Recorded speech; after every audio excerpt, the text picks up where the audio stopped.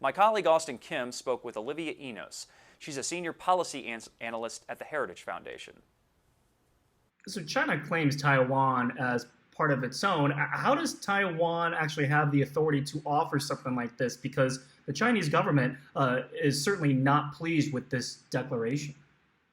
Yeah, well, I mean, President Tsai has really emphasized a lot just the self-sufficiency of Taiwan. And, one thing that really does distinguish Taiwan from Hong Kong is that people in Taiwan enjoy universal suffrage. They have the ability to actually vote in their president. And so I think subsequently they're able to shape the policies. It truly is a democracy and a resilient one at that. So I think that they have a lot of ability to do that, but certainly it's not without consequences. There can be no question that Beijing will be upset over this, and some have even worried or speculated that once Hong Kong is really under Beijing's thumb, if they do in fact continue to move forward in the way that they have, perhaps Taiwan is next. But it's always important to keep in mind that the Taiwan situation is actually quite different from the Hong Kong one, just even in the way that they're governed and in their relationship to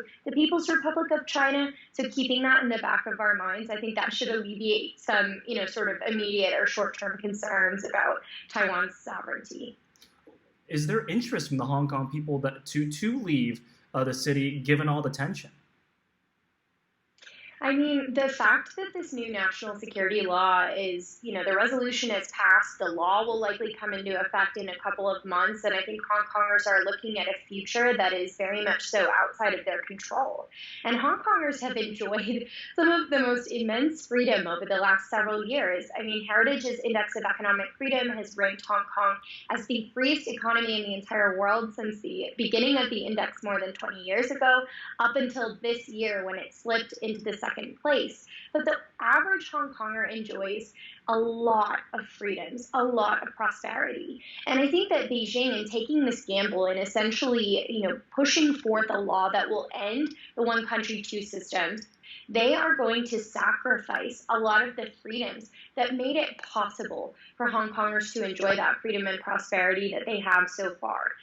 So I think it's a real gamble on Beijing's part because it'll certainly have economic impacts, not only for the Hong Kong people, but for the global economy and the business community. Under a scenario where you had Beijing either threatening or actually engaging in some sort of armed intervention, you would have a lot of interest from the Hong Kong people, I think, in leaving. Of course, there will be some that will want to stay. Many are pro-Beijing, after all. But I think that the Hong Kong people appreciate the expressions of solidarity, whether that's the extension of, a new place to call home, or that support in the halls of Congress, or statements coming from presidents and leaders all around the globe. Olivia, I really appreciate your time. Thank you so much for the insight. Thank you for having me.